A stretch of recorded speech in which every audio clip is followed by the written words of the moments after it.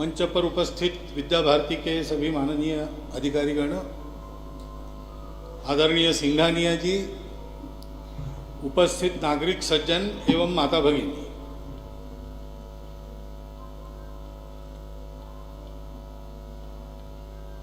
भवन अपना बन गया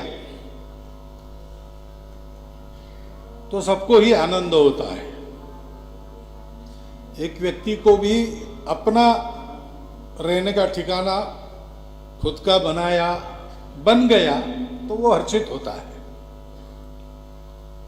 तो समाज के काम ने अपनी चमड़ी घिसकर अपना पैसा खर्चा करके काम करने वालों को कोई सुविधा हो गई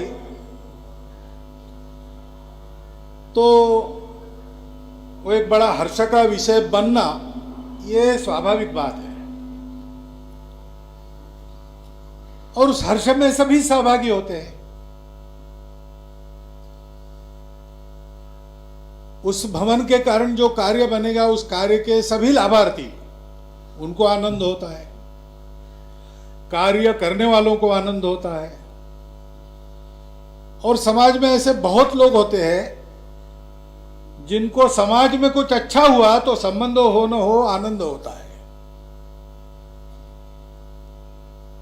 तो ऐसा ही दूर से देखने वाला लेकिन अच्छा हो रहा है इसलिए आनंदित होने वाला एक व्यक्ति, इस नाते मैं आपके सामने कुछ बात करने के लिए खड़ा हूं।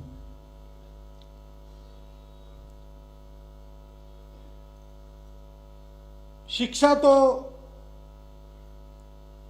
आज का समय ऐसा है कि शिक्षा मिले, अपने बच्चे शिक्षित हो, इसलिए कोई व्यक्ति कुछ भी कर लेगा। दो विषय ऐसे हैं अभी, शिक्षा और स्वास्थ्य। अन्न, वस्त्र, आवास, इसके साथ ये दो भी जुड़ गए हैं कि ये मूलभूत आवश्यकता बन गई है। और मनुष्य, हम देखते हैं, खुद भूखे रहकर बच्चों को पढ़ाते हैं, आवास छोड़ना पड़े, किराए के घर में रहना पड़े तो वो भी स्वीकार करके बच्चों को पढ़ाते हैं। इतनी उसकी आवश्यकता सबको लगती है।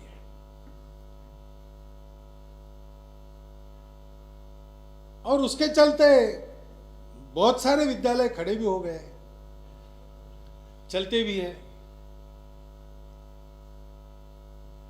और जो विचार आज प्रभावी है, सबके मनों पर हावी है, जिसके आधार पर और जीवन के सारे तंत्र 2000 वर्षों से चल रहे हैं, वो पाश्चिमात्य विचार, वो व्यापार प्रधान है। तो भारत की शिक्षा ये $3 ट्रिलियन का क्षेत्र है, ऐसा वो लोग मानते हैं। तो उसमें बहुत फायदा है और उसकी आवश्यकता है। डिमांड बढ़ती है तो सप्लाई बढ़ाकर प्रॉफिट कमाया जा सकता है, ये भी तत्व काम करता है। परंतु विद्या भारती जिस शिक्षा की बात करती है वो शिक्षा इस शिक्षा को साथ लेकर और बहुत कुछ है।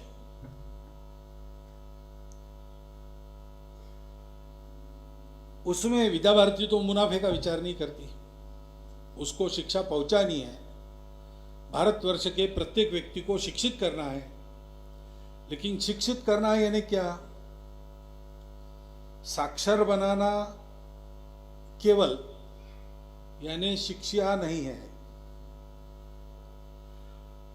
दुनिया भर की सारी जानकारी ठूस ठूस कर दिमाग में भरना और उसमें उसको स्मरण में रखने की कला सिखाना, ये केवल शिक्षा नहीं है।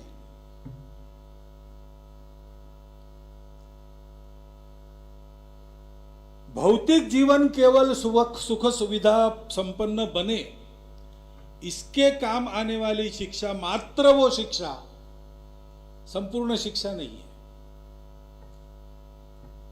ये सब है जीवन सुखी बनना चाहिए। जितनी जानकारी हमको मिले, जानकारी जिसके पास ज्यादा है वो अपने आप को बहुत सुरक्षित रख सकता है, तो जानकारी चाहिए, नहीं चाहिए ऐसा नहीं। और जानकारी चाहिए तो जानकारी जिन जिन रूपों में मनुष्य के पास आती है, पहले केवल शब्दों से आती थी। उस जमाने में अपनी भाषा में ज्ञान को श्रुतम कहा गया, सुना हुआ कहा गया, क्योंकि दूसरा साधन ही नहीं था। आपको कुछ जानना है तो जो जानते हो उनके पास जाइए, उनसे सुनिए, समझिए, तब आपको मिलेगा। बाद में पुस्तकें आई, ग्रंथ आए, जानकारियां लिखी जाने लगी और पढ़ी जाने लगी। तब जो भाषाएं निकली उनमें विद्वान व्यक्ति के लिए वेल रेड ऐसा कहा जाता है, अच्छा जिसका वाचन है वो। अब और भी माध्यम बने जिससे जानकारी प्राप्त होती है। उन सब में साक्षर रहना, उन सब माध्यमों का उपयोग कर पाना यह आवश्यक है। लेकिन मात्र इतने से मनुष्य जीवन को मनुष्य जीवन बनाने वाली शिक्षा नहीं प्राप्त होती। और इतना ही प्राप्त करना है तो इतना बड़ा उद्यम करने की आवश्यकता नहीं है, क्योंकि हम देखते हैं कि ऐसा कुछ भी किए बिना पशु पक्षी भी प्राप्त कर लेते हैं। अपना जीवन चले, सुख से चले, इसलिए क्या करना। वहां कहीं स्कूल कॉलेज नहीं है पशु पक्षियों के, लेकिन उनकी प्रकृति उनको रास्ता दिखाती है और वो सीख लेते हैं और जानकारी भी हासिल करते हैं। खुद जाकर देख लेते हैं। नए इलाके में शेर आता है तो चक्कर लगाता है,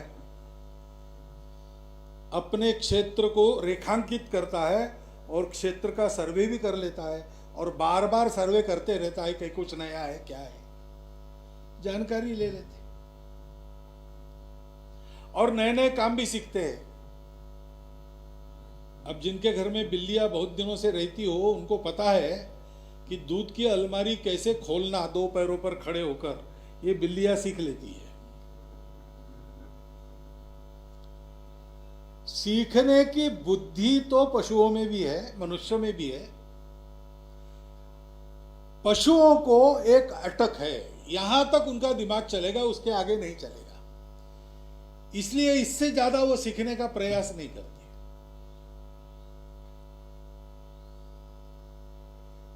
लेकिन मनुष्य के बुद्धि को कोई अटक नहीं मिली है, तो मनुष्य विचार करता है और अधिक सीखने का प्रयास करता है। अधिक सीखना उसके लिए समस्या नहीं है, क्या सीखना इसकी समस्या है। क्योंकि सीखकर मनुष्य पशु भी बन सकता है, सीखकर मनुष्य भगवान भी बन सकता है। तो हम जानते हैं, तपश्चर्या करते, देव भी करते, राक्षस भी करते। और राक्षसों ने तपश्चर्या की, उग्र तपश्चर्या की, ब्रह्मा जी तक सबको प्रसन्न कर लिया और वर प्राप्त कर लिए।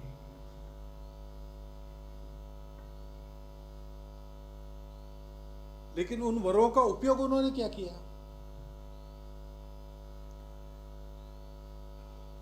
चतुर्वेदों का उत्तम ज्ञाता रावण था। भौतिक और आध्यात्मिक क्षेत्र के अनेक विद्याओं का जानकार था। उच्च कुल संपन्न था, वैभव संपन्न था।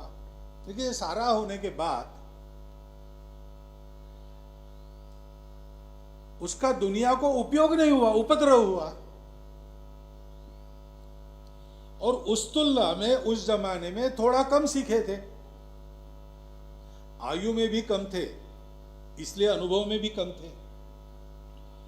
और अयोध्या बहुत अच्छा और संपन्न राज्य था, लेकिन सोने की लंका जैसा तो नहीं था। फिर भी राम का नाम हम सब लोग लेते हैं, राम का आदर्श जीवन में मानते हैं। रावण को नहीं मानते, क्योंकि मनुष्य चूंकि विचारी है, अच्छा विचारी है माना जाता है। मनुष्य के जीवन में मनुष्य के विकास से सारी सृष्टि का विकास होना चाहिए। प्रचलित परंपरा जो मैंने जिसका उल्लेख किया वो कभी कभी कहती है कि मनुष्य कुछ सृष्टि का स्वामी है, सृष्टि उसके उपभोग के लिए जन्मी है। लेकिन हमारी परंपरा में ऐसा विचार नहीं है। हम कहते हैं कि मनुष्य अगर सृष्टि में सबसे सक्षम है, सबसे अधिक उसको मिला है प्रकृति से, क्षमताएं उसके पास बहुत ज्यादा है, तो मालिक वो नहीं बनता, उल्टे उसका दायित्व बनता है कि अपनी इन क्षमताओं का उपयोग करके सबके कल्याण का रास्ता वो प्रशस्त करे। सर्वेपि सुखिनः सन्तु, ऐसा चले।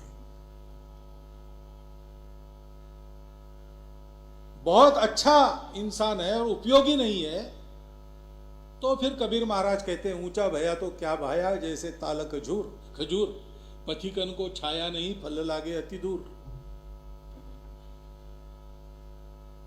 तो गुणवत्ता का उपयोग है, उपयोग सबके लिए है, अपना आगे बढ़ना सबके आगे बढ़ने के लिए है।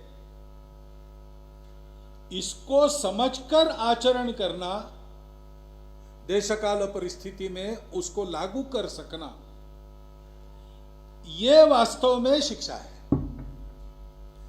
और वो शिक्षा विद्यालयों में मिलनी चाहिए। नई शिक्षा नीति ऐसा जो कहा जाता है, उसकी प्रस्तावना तो मैंने पढ़ी है, बाकी तो रामकृष्ण राव जानते हैं, मैं नहीं जानता। लेकिन प्रस्तावना से ऐसा लगता है कि नया लाने की इच्छा क्यों हुई, तो इच्छा इसीलिए हुई कि इसके पहले जो नीति थी उसमें से ये बात नहीं हो रही थी, और जिसमें से हमारा बच्चा पढ़ा लिखा भी बने, लिख सकने वाला भी बने, और जानकारी भी उसके पास आ जाए। मैं और मेरे परिवार को मैं किसी भी परिस्थिति में अपने पैरों पर खड़ा होकर संभाल सकता हूं, यह उसका आत्मविश्वास भी बने और यह उसकी क्षमता भी बने। लेकिन इसके साथ साथ वो एक मनुष्य हो, वो संपूर्ण दुनिया के लिए एक उपयोगी तत्व बने, उपद्रवी तत्व न बने, और उसकी उन्नति हो, उसके साथ साथ सृष्टि की उन्नति हो। तमसो मां ज्योतिर्गमय मृत्योर्मा अमृतोम गमय, ये उसका ये दिशा हो उसके विकास की, और सारे सृष्टि को भी उसके कारण उसी दिशा में चलने का लाभ हो, ऐसा उसका कर्तृत्व बने। ये इच्छा रही, इसलिए तो नई शिक्षा नीति आई।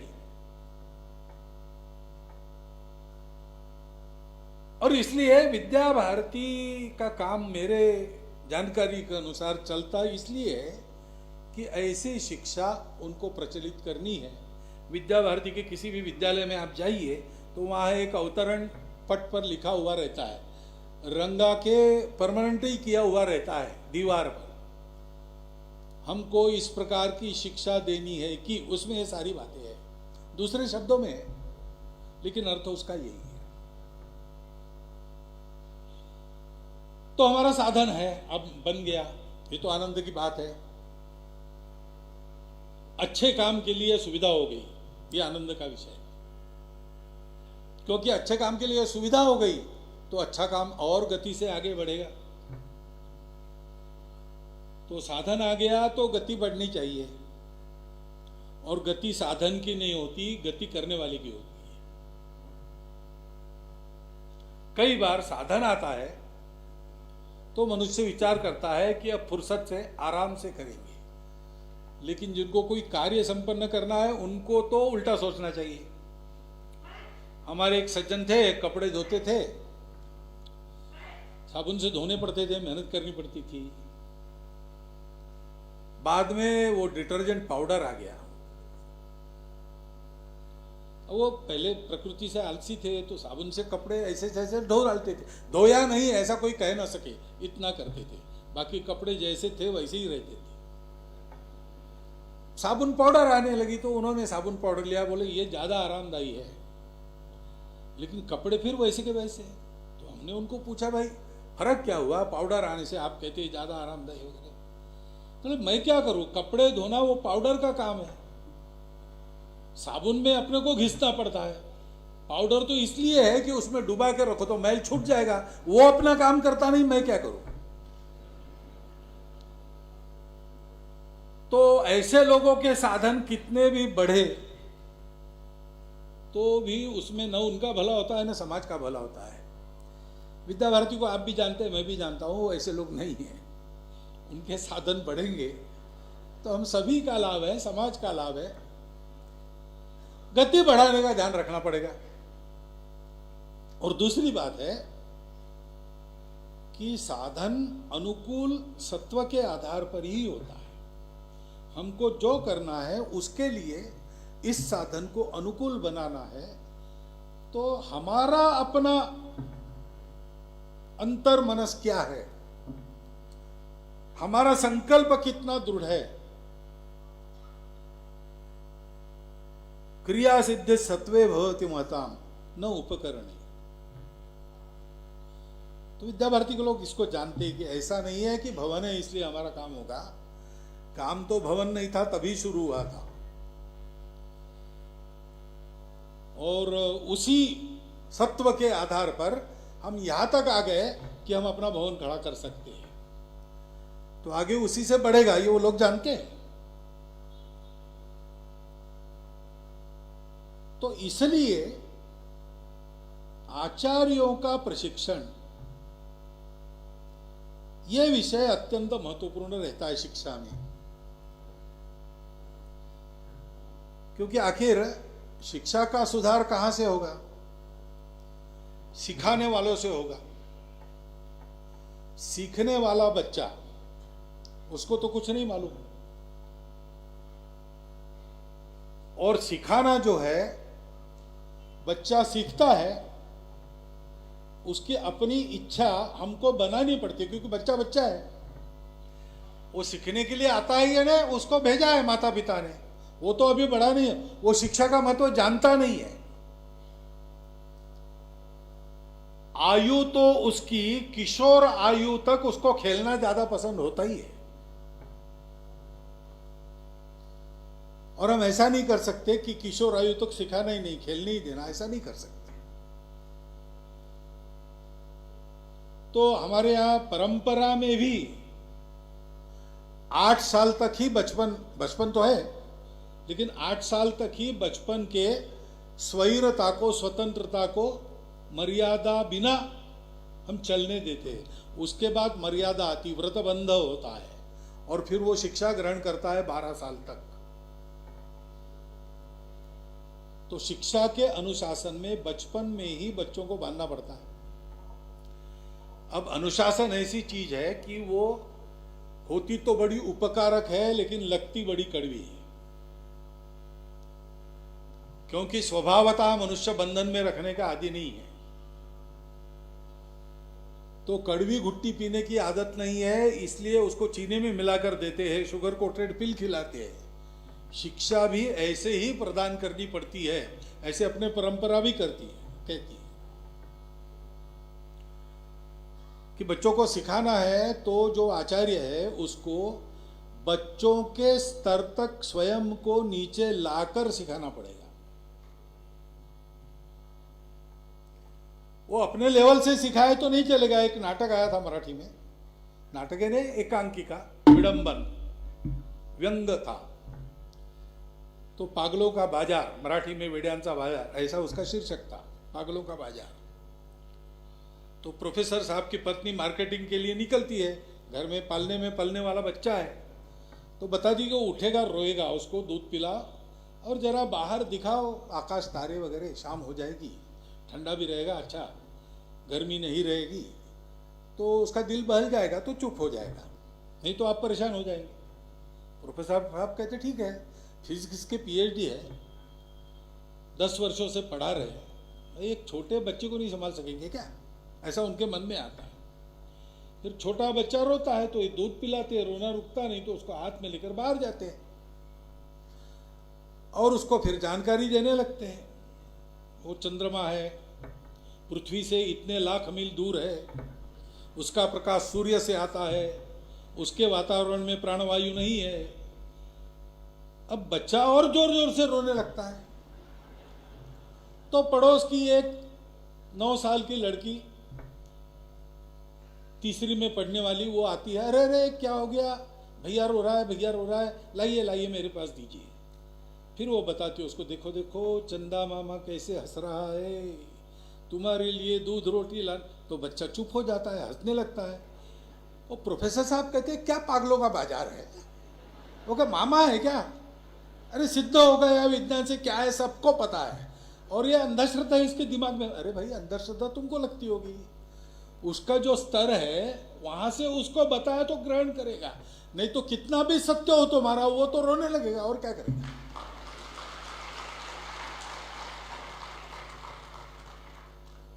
तो वहां तक जाकर ये सिखाना पड़ता है। इसलिए शिक्षा का सुधार आचार्यों के सुधार से ही शुरू होता है।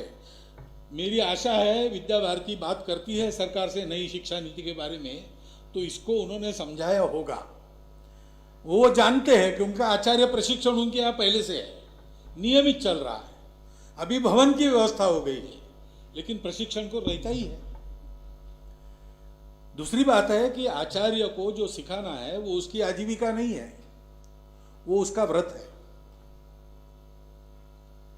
और इसलिए आचार्य अपने छात्रों पर पुत्रवत प्रेम करके उनको पढ़ाता है, तब उसकी शिक्षा वो ग्रहण करते हैं। ये पद्धति हो ना हो, आप याद कीजिए अपने जिन शिक्षकों को आप आज भी याद करते हैं, उन्होंने आपको केवल पढ़ाया नहीं है, उनके व्यवहार से आपको कुछ प्रकाश मिला है, आपको कुछ स्नेह मिला है। ऐसे ही आपके शिक्षक आपको स्मरण में है। ये हाथ कंगरी को आरसा वाली बात है, ये बताने से सबूत नहीं देना पड़ता, हम सबकी यही स्थिति है। तो इसलिए यहां पर मैंने देखा भवन में 3 स्तर बनाए। 3 स्तर पहले से है, क्योंकि विद्या भारती ये जानती है कि शिक्षा जिनको देनी है, अब इतने वर्षों से ये राष्ट्र चला है और कई प्रकार की परिस्थिति आ गई, उसके कारण जरा स्तर बन गए। तो शहर वाले एकदम एक अलग स्तर हो गया, उनकी दुनिया अलग सी हो गई आजकल, पहले नहीं थी। और ग्रामीण जो है उनकी दुनिया एक अलग दुनिया बन गई, और वनवासी आदिवासी आदि आदि इनको कहा जाता है। हमारे बंधु है, हमारे समाज के हैं, हमारे ही अपने हैं, लेकिन उनकी एक अलग अलग सी दुनिया बन गई। अब इन तीनों को सिखाना है तो अलग अलग भूमिका में जाकर, उनके स्तर पर जाकर उनसे स्नेह करते हुए उनको सिखाना पड़ेगा। तो इन 3 प्रकार के शिक्षकों का प्रशिक्षण भी अलग होना पड़ेगा। ऐसी कई प्रकार की व्यवस्थाएं जो अपने राष्ट्रीय शिक्षा में आवश्यक है, विद्या भारती अपने जन्म से इनके प्रयोग करके सिद्ध कर रही है।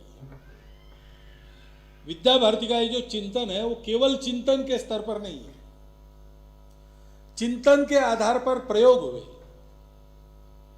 एक बड़ी बात जैसे सिद्ध की, ऐसे उसके अनुसार उस बड़ी बात के छोटे छोटे अंश, छोटी छोटी बातों को भी ठीक किया। तो विद्या भारती के शिक्षा चिंतन में कुल मिलाकर शिक्षा मनुष्य को मनुष्य बनाने के लिए होती है। ये जैसे उन्होंने जांच पड़ताल प्रयोग करके सिद्ध किया है अनुभव से, और उसका प्रत्यक्ष प्रयोग वो दिखा सकते, वैसे मनुष्य बनाने वाली शिक्षा में पाठ्यक्रम कैसा हो एक छोटी बात है, लेकिन वो भी वहां प्रयोग सिद्ध अवस्था में प्रत्यक्ष प्रचलन में वो आपको दिखा सकते हैं। इस ढंग से हमको अपनी शिक्षा नीति को आगे बढ़ाते हुए तैयार करना पड़ेगा। ये तैयार करने का काम हमारे सामने है। अभी भी कभी कभी ऐसा लगता है, ऐसा होगा ऐसा नहीं है, कि एक मानसिक जकड़न में हम हैं, उसके बाहर हम निकले नहीं। तो कई बार मातृभाषा में शिक्षा होनी चाहिए, इसका प्रस्ताव भी हमको अंग्रेजी में समझाना पड़ता है। यह है अपने समाज की स्थिति, हमारी भी स्थिति है, और क्या करें। और इसलिए इस जकड़न में से बाहर निकलकर शुद्ध अपने प्रकृति के स्वत्व के आधार पर अपने भविष्य की आकांक्षाओं का विचार मन में रखते अपने ही शिक्षा पद्धति को कैसे करना, इस दिशा में विद्या भारती काम कर रही है। और आगे बढ़ना और बाकी है, क्योंकि अभी तो विद्यालयीन शिक्षा तक आ गए, महाविद्यालयीन शिक्षा है, उच्च शिक्षा है, तत्व तो एक ही रहेगा और बुनियाद तो बन गई यहाँ पे, लेकिन छोटी छोटी बातें तफसील भी उसमें भरना है। तो ये प्रयोग और अधिक आगे बढ़ेगा और अधिक उसके और पहलू प्रकाश में लाने पड़ेंगे, तो काम आगे चलेगा। आगे चलेगा तो आज उपलब्ध तकनीकी की सारी आधुनिक सुविधाएं जो सहायक हो सकती है उनको लेकर, जो सुविधाएं हैं उनको सहायक बनाकर इसको आगे बढ़ाना पड़ेगा। तो उस प्रकार की व्यवस्था चाहिए। मैं समझता हूं यहाँ मालवा प्रांत के इस आचार्य प्रशिक्षण केंद्र, प्रांत का कार्यालय आदि आदि 3-4 बहुउद्देशीय ऐसा ये जो भवन हुआ है, वो इस हेतु को साध्य करने वाला बनेगा, बनेगा जरूर। लेकिन बनेगा क्यों? केवल उसमें हमने सुविधाएं रख दी इसलिए नहीं, बनेगा इसलिए कि उसका ये भाव ध्यान में रखकर सुविधा संपन्न होने के बाद भी अपनी गति को बढ़ाते हुए, अपनी दिशा को भूलते हुए हम लोग ठीक से आगे बढ़ेंगे। एक बंगाली कविता में है, दिक तोर जदी ना जास भूली, विधि तोरे छोलबे ना। अगर तुम दिशा बिना भूले अपने इन जकड़नों से मुक्त होकर, निर्भय होकर, भविष्य की चिंता न करते हुए अपने कश्ती को धकेल लेते हो सागर में, तो दिशा जब तक याद है, याद रखो तुमको तुम्हारा भाग्य कभी छलेगा नहीं, वो तुमको ठीक दिशा में ले जाएगा, डुबाएगा नहीं। तो भवन तो अपना काम करेगा, जैसा हमने बनाया है वैसा करेगा, उतना करेगा, लेकिन उसका काम भी यशस्वी होने के लिए हमारा काम ऐसा होने की आवश्यकता है। आज की इस आनंद क्षण में हम सब सहभागी हो, हम सब अपना अपना दायित्व पूर्ण करें। ये केवल विद्या भारती वालों का भवन नहीं है, कहा है अपेक्षा विद्या भारती की भी है, ये सामाजिक विकास का केंद्र बने। तो ये विद्या भारती के कार्य के विकास का केंद्र क्यों बनता है? विद्या भारती इसके लिए परिश्रम करती है, इसलिए ये सामाजिक विकास का केंद्र बनने के लिए वो भी परिश्रम करेंगे, लेकिन समाज को भी कुछ करना पड़ेगा। उनको अपनी छत्र छाया विद्या भारती के सर पर सदैव रखनी पड़ेगी, और जो सहयोग समाज से जुट सकता है जुटाना पड़ेगा।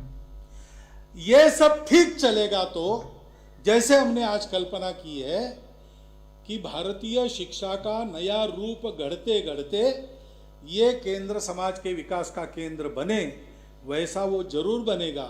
इस शुभकामना के साथ आनंद में हम इन बातों को ध्यान में रखकर चले, इस एक सावधानी की सूचना देते हुए, और आपने सुन लिया इसके आप